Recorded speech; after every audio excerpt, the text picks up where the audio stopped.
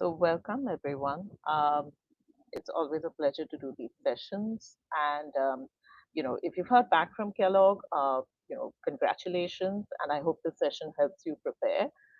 If you've not heard back from Kellogg as yet, I'm sure you'll hear back in a couple of days. So I wish you all the best for that. My name is Natasha, and I head client servicing for the Red Pen's MBA admission service line. And I love taking Kellogg interviews. I think they're one of the most engaging interview sessions. They're very conversational, and I just love the behavioral element. So I'm really excited to talk about that today.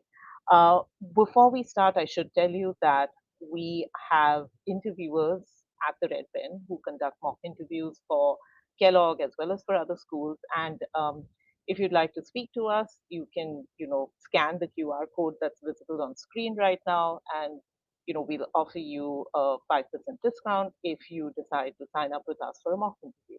So you can scan this QR code now. I'll flash it later during the Q&A session as well. But with that, let's just get started talking about the Kellogg interview and interviews in general. So one of the things that you need to remember is if you've made it thus far in the MBA application process and you're getting ready to interview right now, you need to know what to expect as far as this, evaluative conversation is concerned. You need to remember that an interview is really an opportunity for you to round out the impression that you're creating for a school.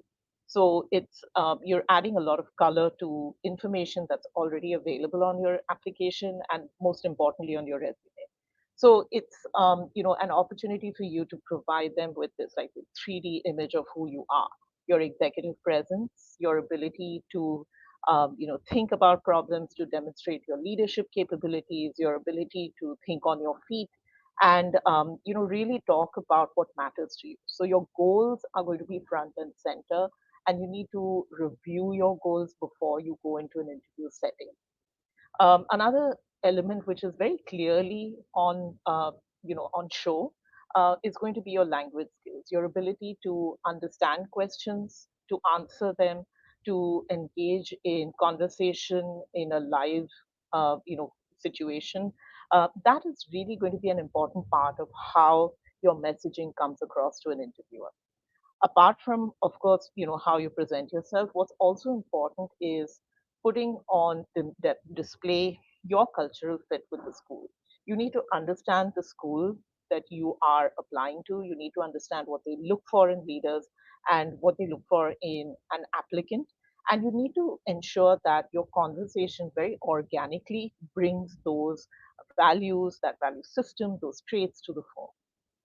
After that, you need to think about how you are coming across in an interview, because at the end of the day, your application gives the admissions committee impressions about the kind of person that you are, the kind of person who reacts to situations, who contributes to impact an organization. So this is a good opportunity for you to really seal the deal and give them more information on who you are, what matters to you, your sense of purpose. Um, and most importantly, it's also an opportunity for you to talk about new information. A lot of times you have information that doesn't really exactly fit into the context of your application. There could have been situations, projects which didn't really fit the essay scenarios or the questions that you were asked. And an interview really gives you an opportunity to expand on those. So these are pieces that you need to keep in mind when you are preparing for the interview. Now, having said that, these are general guidelines, and what I want to do during this session is apply a lot of these principles to help you prepare for the Kellogg interview. Now, when you think about Kellogg, and I'm sure you've gone through the website or you've spoken to student ambassadors or alums, by this point of time. But what you really need to think about is what they mention on the website. Like, what is the Kellogg experience, and what should you expect when you are a part of this whole experience, right? They talk about five important elements of that leadership experience or that transformational leadership experience that you're going to have on campus. And a lot of the words or a lot of the situations that they speak about give you a very clear indication about the value system that you are going to demonstrate, you're going to be a part of. And I think it's all centered around empathy, collaboration, your intellectual curiosity, the way you come across as a leader in terms of your work ethic, the kind of positive impact that you seek to make on organizations and, very importantly, on people, and the whole spirit of intentionality. Who are you? How do you create situations that not only benefit yourself, but also benefit the people that work with you, that create a sense of collaborative growth. So it's important to have this background as you think about the kind of questions that you will be asked and how you're going to prepare for them. When you think about who is going to interview you, you need to keep in mind that Kellogg interviews a larger population of their applicants than perhaps any other school, which means that there's a broad spectrum of people who may interview you. And if you've not heard back from them already and you're coordinating with the school for an interviewer, you'd probably have one of three options. You will either have a current student, either a first year student or a second year student. You may have an alum interviewer, or you may have someone from AdCom interviewing you.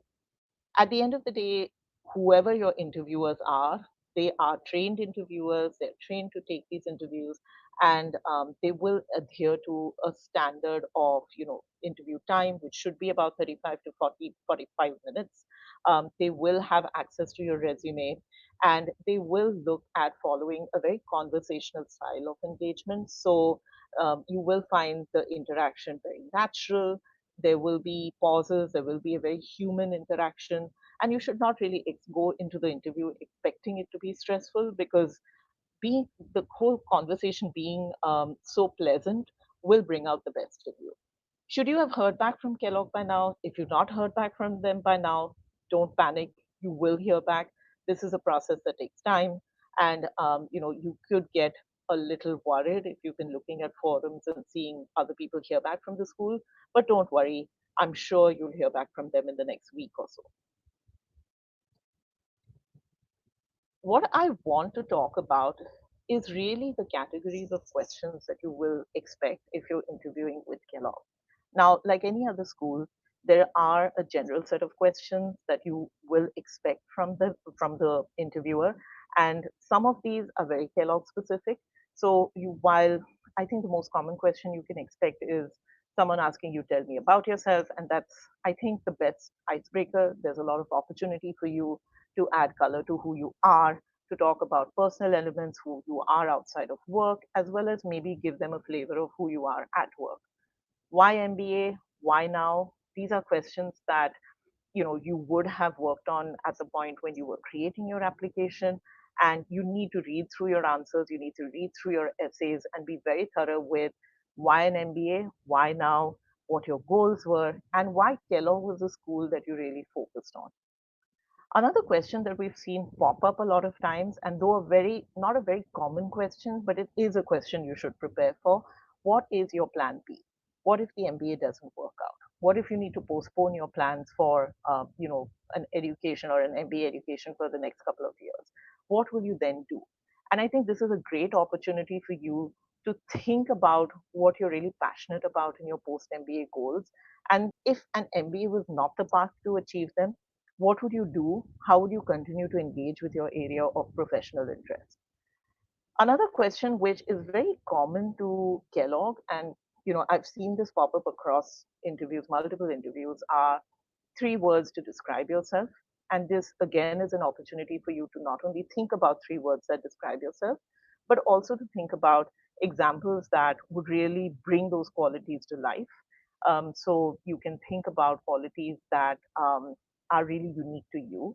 Don't try and think about qualities that may not really set you apart from the crowd. So a good way to think about this is, and you still have time to do this, but you can reach out to people in your life, maybe people who know you personally, people who know you professionally, and solicit information. What are the three words that come to mind when they think about you? And sometimes crowdsourcing this information will help you, build up a very comprehensive picture of who you are, and you can pick out the three values that you think will really describe who you are. Another question that we've seen pop up is, what is your biggest strength? And again, this is an opportunity for you to reflect and think about the examples that you want to bring to the fore. If there are things that you've not brought out in your application, or there were just too many examples, you can pick out something that hasn't been exposed to the adcom yet, and you can choose that as your biggest strength and what you want to talk about. Whenever you're thinking of any of these questions, whether the general questions, the situational, or the industry or resume related questions, you need to keep the core values that you are looking to speak to, the core Kellogg values that you're looking to speak to at the back of your mind. So I've placed those at the bottom of the screen so that every time you look at any of these questions, keep in mind these are the values that you're looking to demonstrate. Situational questions are perhaps, I think, the most fun questions, but they're also the most stressful questions because you never really know what to expect. Situational questions will typically be centered around moments where you've had to demonstrate intentionality at work. So those, whether that was having to create opportunities or act on opportunities that you've seen emerge in the workplace, dealing with uncertainty, dealing with failure, dealing with high performing individuals or low performing individuals, or creating a safe and inclusive space.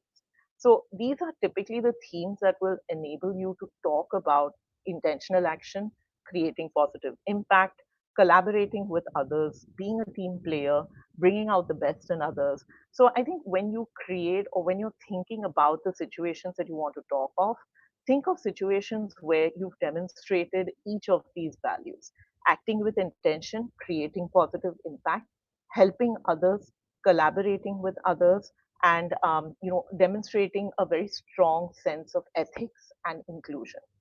As long as you have examples across these themes, it will be possible for you to answer a broad spectrum of situational questions. The third and perhaps the most structured part of the questions that you can be asked will be industry focused, or focused around your role, focused around the responsibilities that you have. Another very common question to break the ice could be, walk me through your resume. What are your responsibilities, or walk me through your responsibilities at work. There will be questions related to the choices you've made professionally. So why have you joined X company? Why have you made these moves within the organization? How does your role right now differ from the previous role? If you've seen like a shift in departments or a shift in role, what is your biggest contribution in your current role?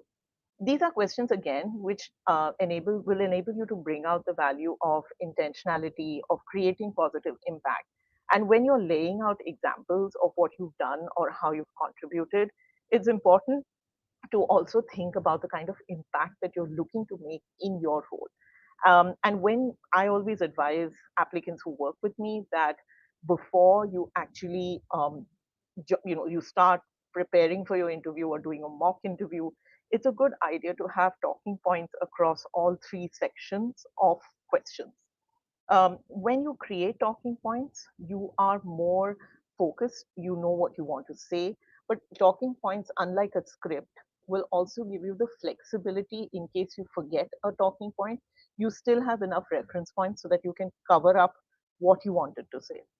With a script, the problem is you can very often forget what you wanted to say at the start, and that creates a chain reaction where you start forgetting subsequent parts of the script.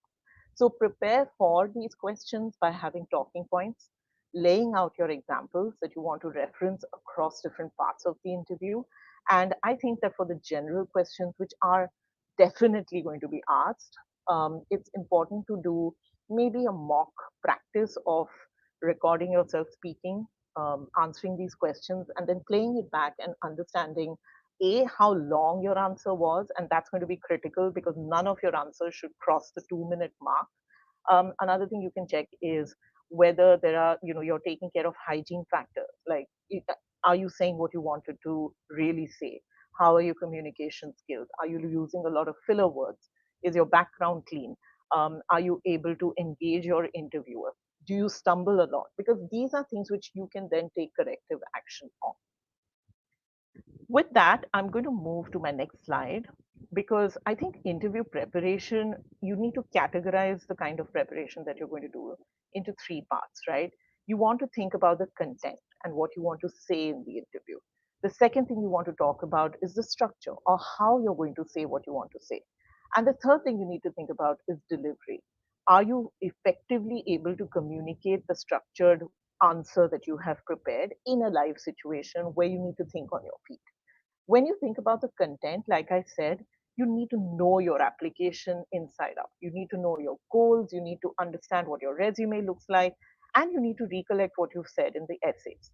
While your interviewer will have access to your resume, you want to be very thorough in terms of how you presented your goals in your essays, what were the examples that you used, how did you position why Kellogg was important in the larger scheme of things.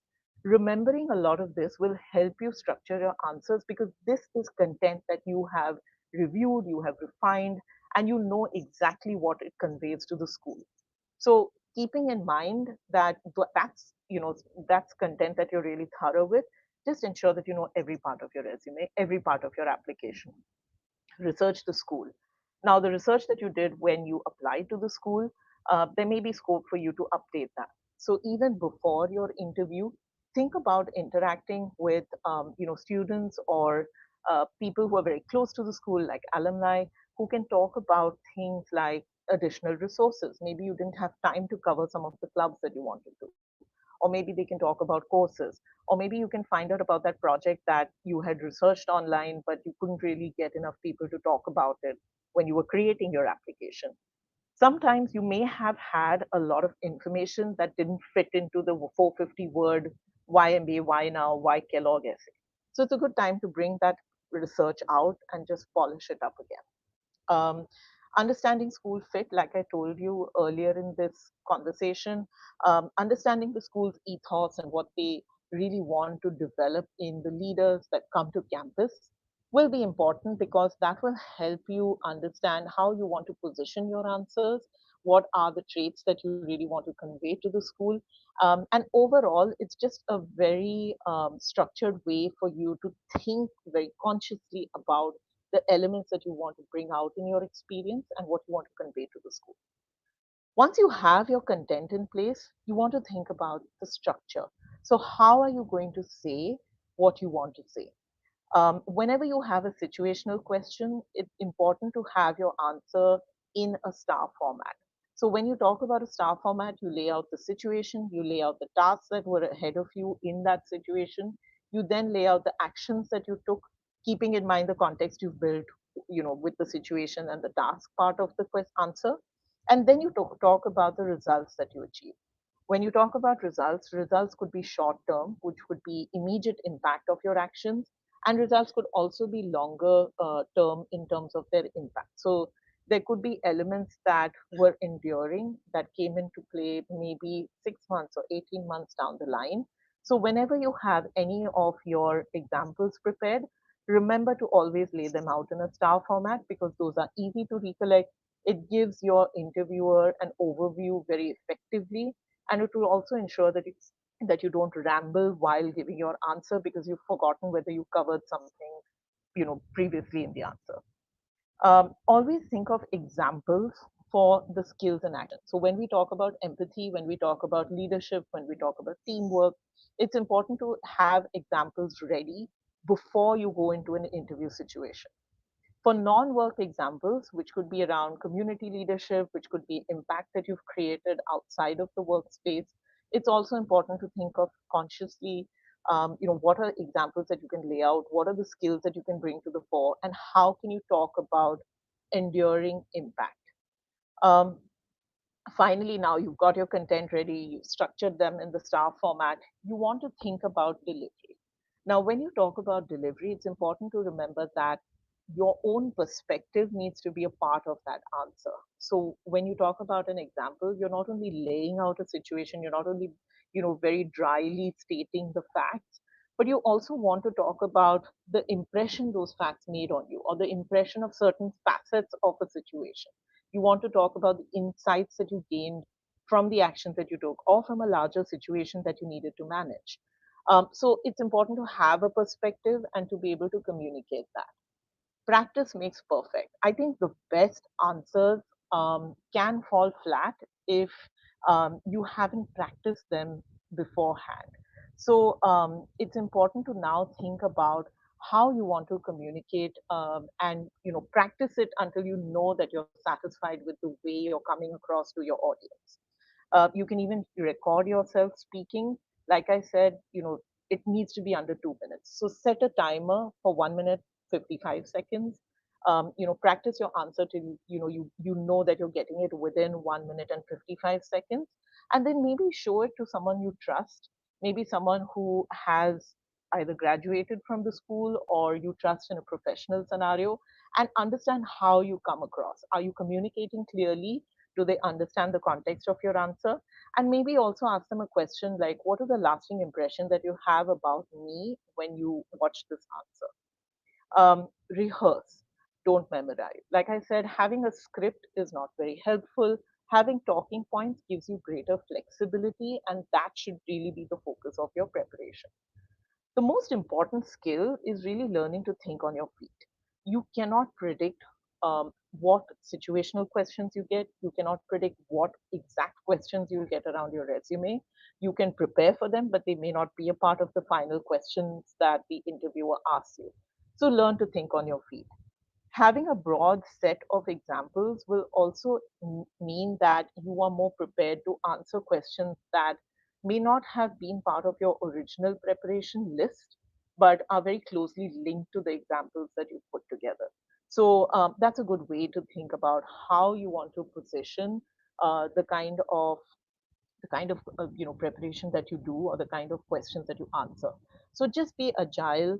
Don't be nervous during the conversation. At the end of the day, you do need to remember that interviewers aren't looking at ways to reject you, but they're looking at clues that will help them make a positive a positive assessment in your favor. So keeping that generally positive mindset will help you think more flexibly when you're actually in the situation. When you finish the conversation, I think what you say during the conversation is, important, but how you close out your conversation is equally important. With the Kellogg interview, you will have a certain amount of time that is set aside towards the end of the interview for you to really ask the interviewer your questions. Now, you need to research your interviewer beforehand, and that is extremely important. But research your interviewer beforehand. Understand the kind of experiences they would have had, maybe pre MBA, and maybe the kind of experiences or clubs or associations they formed during their time on campus. And that will really enable you to be very thoughtful with the questions that you ask them. Do not ask them questions that will put them on the spot, or ask them to provide an opinion about something that they may not be comfortable providing an opinion about. So, for example, asking them about a very specific club that they have joined and what significance it holds for them will probably be a better idea than asking them a question around, hey, you know what, I've looked at 5 years worth of recruitment reports for Kellogg, and here's the trends that I'm seeing. And do you have an opinion as to why these recruitment trends have changed? It's a question that may require them to say something controversial. It may be something that they may not have a perspective on, and you asking them that really puts them in a spot. So focus your questions on maybe resources that you really want to know about the school and would also reflect the depth of your research into the school. Don't ask a question about something that you could easily find on the school social media or on the public domain. Ask some questions where you may want to link their pre-MBA work experience with the experience that they're having on campus.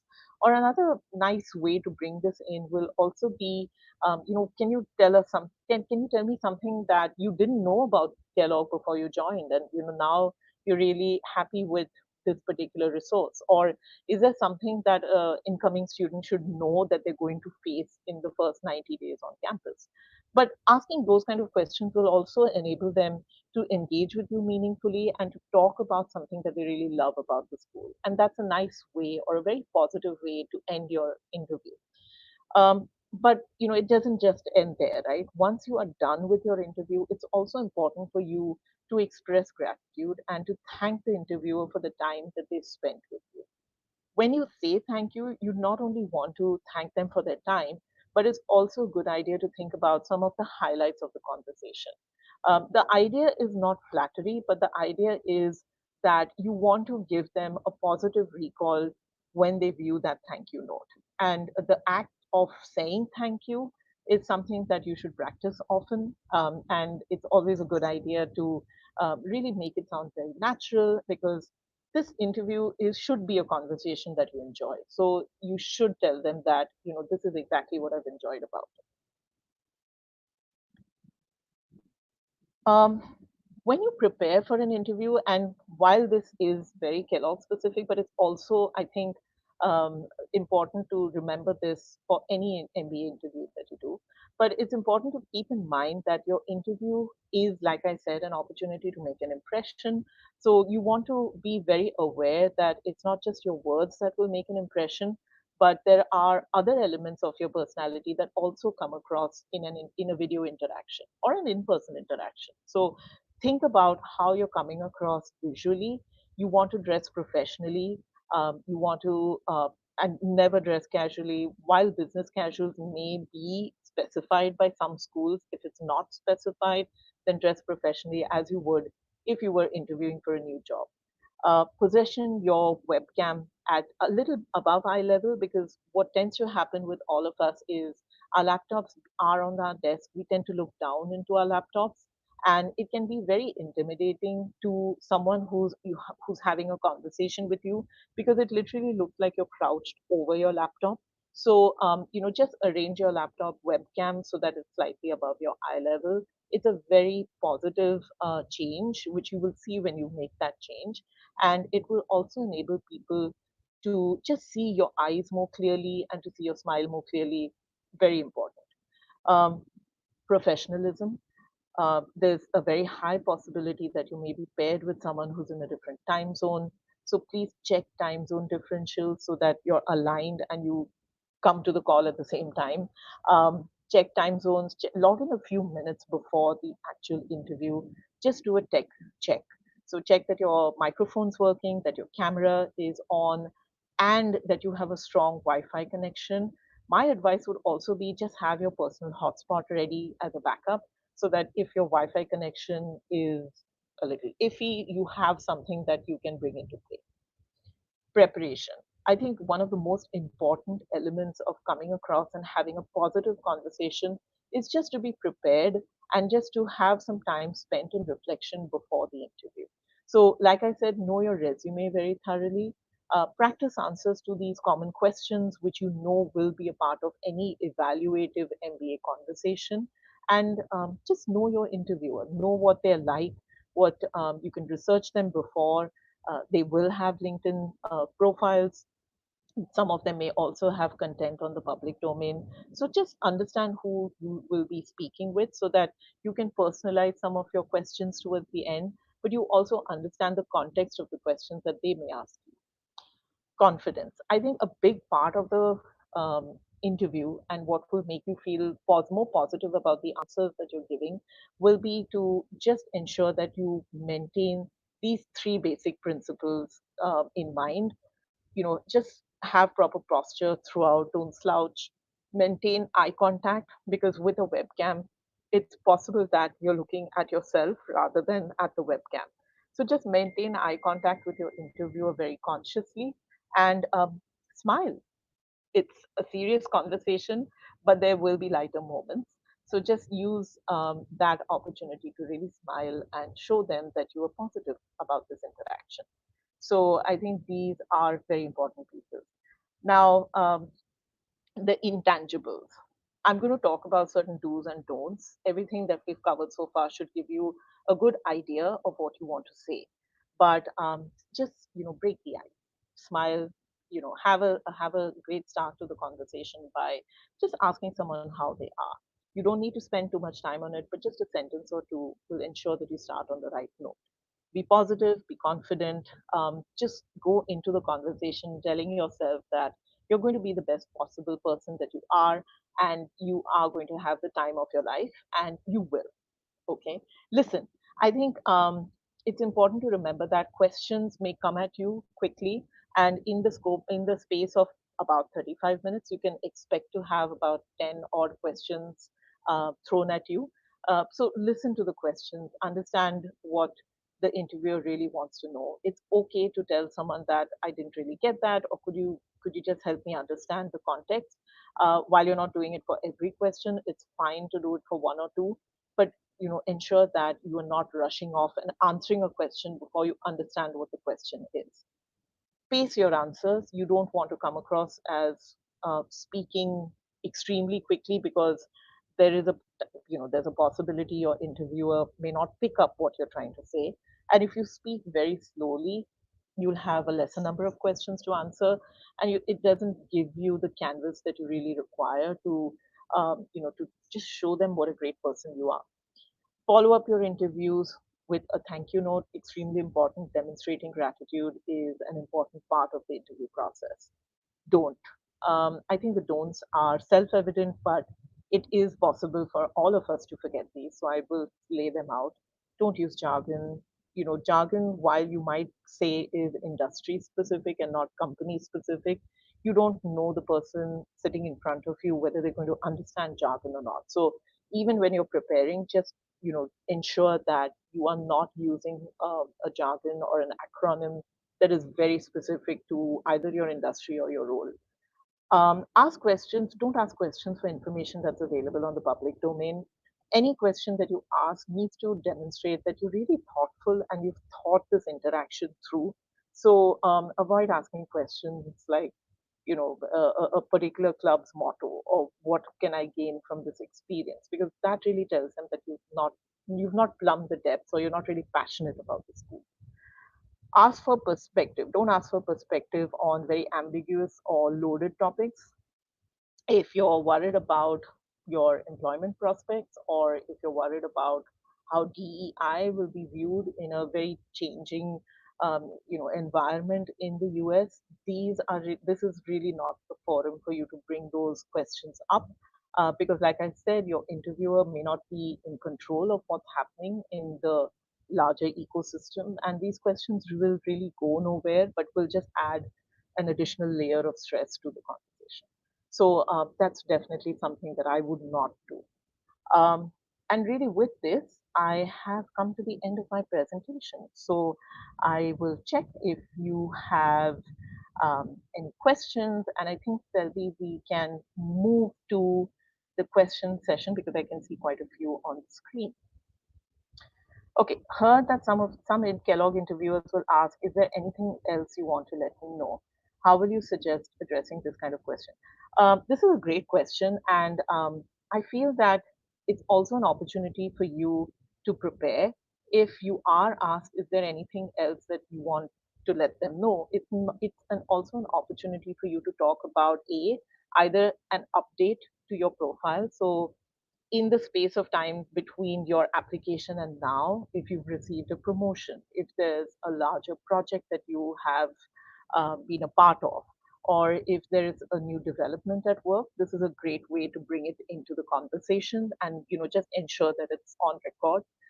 If there's nothing on that side, then there could be something that you've done on the personal front. So if you have taken up a new initiative, if there's something that you do as a personal passion and there wasn't any space to talk about it on your application, that's another positive thing that you can bring up.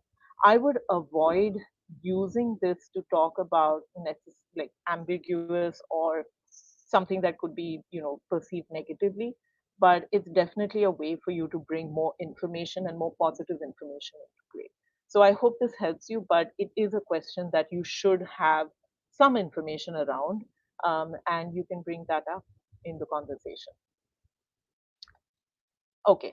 Um, when answering the tell me about yourself question, should we also expand into the why MBA, or should we exclude this and assume it will be asked later? It will be asked. So you're not going to have an interview where someone does not ask you the why MBA question. So I would avoid bringing that into the introductory question unless your interviewer says, tell me about yourself and why you need an MBA, in which case you're perfectly justified in bringing that up.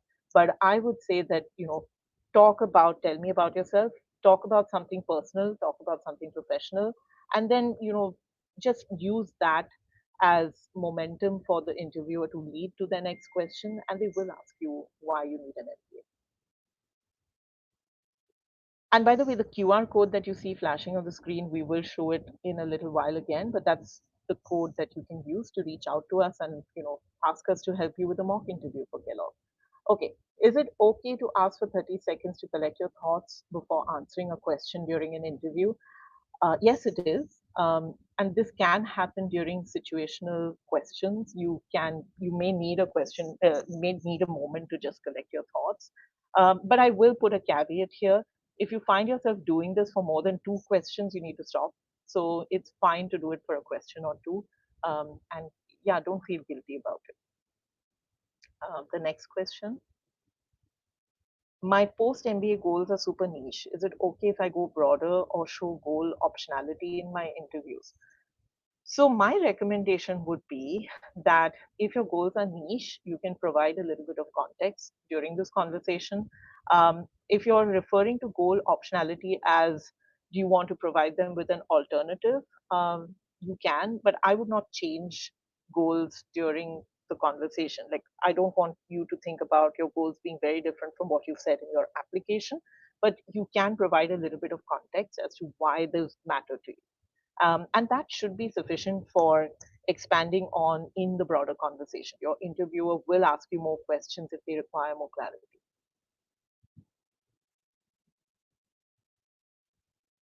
Does the interviewer have access to my essays? No. Can I repeat the same content I've already written in my essays? Yes. If the person is a student interviewer, which will be a high possibility, or an alumni interviewer, they will not have access. Adcoms also would, the specific person interviewing you would not. And it's fine to repeat the content from your essays. You don't want to sit with the essay in front of you on screen, and that's something very important. Don't have other information or material up on your screen, but it's okay to talk about themes, because a lot of the themes that you will be asked about will call reference back to information that you would have placed in essay number one. So it's fine if there's an overlap of that content. How can our application strategy be optimized in order to be consistent with the interview? That is, should our interview be about information stories themes not in the application, or be more consistent with the application's theme stories and narratives? So your goals and your why MBA and your why Kellogg will definitely should be in line with what you said in your application. Like I said, you may want to just provide a little more context. Um, Beyond that, you need to remember that your application doesn't really provide that much scope for you to expand on larger narratives in either your professional narratives or your personal narratives. So it's fine to expand on it because it is going to ask you questions that go beyond what you said in your application. So I feel that a lot of the situational questions will go beyond your application in any case, and your resume-based questions will as well. So for anything else, it's fine to reference back what you said in essay one. If they ask what schools have you applied to, and if you get all the schools you have applied, which one are you going to choose? How do we answer this question? Honestly, I think there's a lot of guilt associated with answering this question, and they really shouldn't be. Sometimes when someone asks you which schools you've applied to, they're rarely asking you because they want to know why you've applied to those schools. But what they want to get is an indication of your goals. So if you're someone who is interested in technology and you've applied to Kellogg, like you're interested in a tech path, you've applied to Kellogg, you've applied to NYU Stern, it's fine. They get it. You're passionate about your goals, and you're looking at ways to really work on, or to have an experience that will enable you to capitalize on those goals. So it's fine, and I don't think you should feel guilty about answering those questions. um, I have heard that Kellogg interviews all. So Kellogg definitely interviews a much larger percentage of applicants than any other school. They definitely don't interview 100%. So it's not that if you've applied to Kellogg, you're definitely hearing back from them. But I would say the percentage is pretty high, which shifts the the burden of getting through from your application to your interview. So converting your interview is really an extremely important skill, or an extremely important goal to work towards if you've applied to Kellogg. Is there any other question? Okay. What is the weightage of different components being evaluated by the ADCOM for the test scores, GPA, essays, interviews, work ex, so forth? Very honestly, there isn't like a set weightage. I would say that evaluating your application is an art more than a science. And the different elements that you've mentioned really serve very different purposes. So if you look at your test scores and your GPAs, that's going to give, and even your work experience to a degree, that will give them the confidence that you can thrive in a very academically rigorous environment. What are your quant skills? What is your ability to make data driven decisions? And when you look at the essays, the interviews, your work experience, it also is an opportunity for them to understand the kind of growth that you've seen in your career, and whether you've been stuck at a certain level, or are you someone who proactively seeks growth? Are you someone who's benefited from opportunities, and how do you take that forward? So the different elements of your application really help to form a more multidimensional picture of who you are. So I would say that the weightage isn't, the percentages of how they're viewing you isn't as important as how well-rounded you come across in different parts of the application.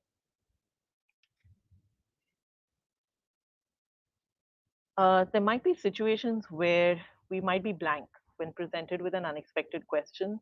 How do you advise we answer? It's fine to say that, can I have a moment to collect my thoughts? But I would also want to say that you should minimize the number of such situations by just being prepared with, like I said, examples for the broader themes that Kellogg looks for. So that, even if you need to collect your thoughts, you still have enough material at the back of your mind that you will be able to draw on a particular example. Anything else? Okay. I think I've answered this question. So we seem to have. Okay. Is there any strategy that's different between alum or student interviewers versus AdCom interviews, other than being able to ask more tailored questions, since alum or student is not as much of a direct decision maker? Very honestly, no interviewer is going to be able to give a direct decision based on the conversation that they've had with you. It's important to remember that no matter who interviews you, they still will be taking their interview evaluation back to a larger forum of discussion. So whether you're interviewed by AdCom or you're interviewed by a student or an alum interviewer, the chances of someone coming back to you and saying, "Hey, you're in," is is not happening. Okay, they will have to go back with your assessment, and they will have a larger discussion. That being said, the difference between perhaps someone who's a student and someone who's on the AdCom is to remember that the student or the alum knows exactly what the experience of being a student in Kellogg is like. So they have a very good, very up close and personal understanding of the stressors on campus. They know exactly what is going to lift someone or engage a student potentially, what's going to help them bond with others, what's going to help them really create a positive impact on the student community, at a very, like I said, at a very personal level. They know what it means to do this while juggling multiple responsibilities that a student has on their plate.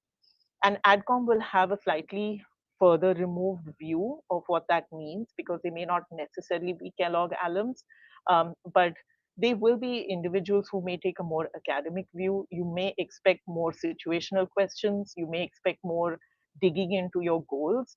But overall, the experience would not be that different. In what ways are the MMM interviews different from the MBA interviews? I think pretty much for which, like, subject matter expertise may be different, and the kind of resources and the kind of benefits that you're hoping to gain from the experience might be very different across different different interviews, these two different interviews. But it's important to remember that understanding how the school and the resources of a particular course connect with the aims and ambitions that you have is really going to be at the heart of it. And being sequentially across these programs will be something that you need to focus on. Anything else that we okay? Like Stanford, does Kellogg also intentionally map interviewers with experience? Not necessarily. There's a greater swath of interviewees that that the interview will be faced with. So it's not always possible, though you typically will get someone who is in a very broad sense match, but not as exactly as the other school that you mentioned. So I think an important part of the conversation is really going to be the lounge experience, and I want to make time for that. So I think another thing that we're going to do right now is move to the lounge for the mock interview experience, and you can follow that link to enter the lounge, and we'll have a more interactive conversation, and hopefully we'll go through a couple of questions which will enable you to practice your pitch. So I think with that, we will come to the end of this session. Selvi, if it's possible to just have the QR code up for just a few seconds. And Yes. I think people can just look at this. Please take a picture of this particular screen, reach out to us. And like I said, we can help you with mock interview prep for Kellogg. So yeah, I look forward to that. And Selvi, I think we can move to the lounge. Do you need to give any specific instructions? Yeah, I'll just end the session, guys, and you can go ahead to the events homepage and see the mock interviews tab and click there. See you guys there. Thank you so much, Great. Natasha. See See you. you there.